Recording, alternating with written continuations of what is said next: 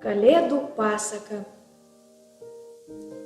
Nuo neatmenamų laikų, kai mūsų mokykla dar buvo vidurinė, viešpatavo karalius PowerPointas.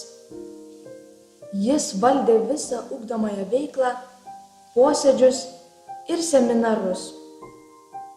Mokiniai taip pat nuolankiai vykdė valdovo įsakymus, rengdami projektinių darbų pristatymus bei pasirodymus.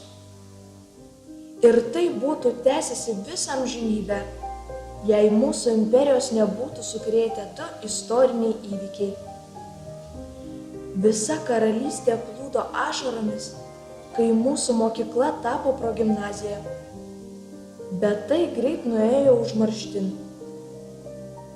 O PowerPointo galios nusilpo, kai į mokyklos kiemą įriedėjo naujo direktoriaus karieta, vežanti su savimi ir naują ugdymo karalių prezį.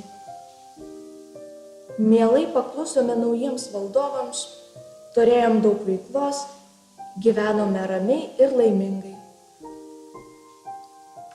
Bet vieną pavasario dieną, kai perkūnas iš giedro dangaus atskriejo žinia apie Samsung projektą, metė jis baltą pirštinę mūsų karaliams ir iškvietė į 4 modulių kovą.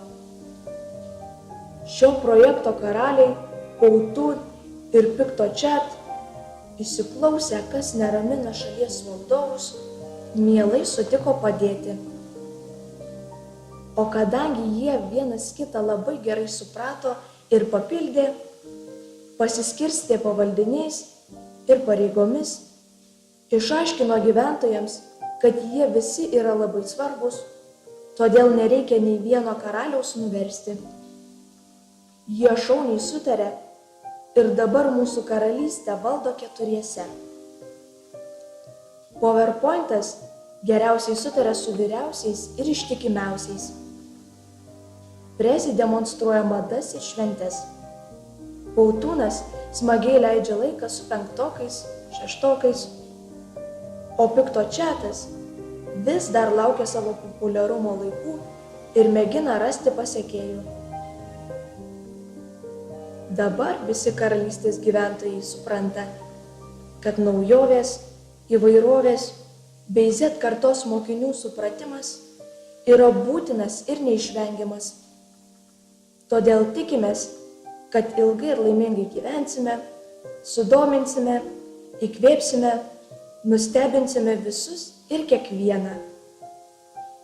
Pasaką sekė Molėtų progimnazijos skaitovė Akvilė Višniauskaitė.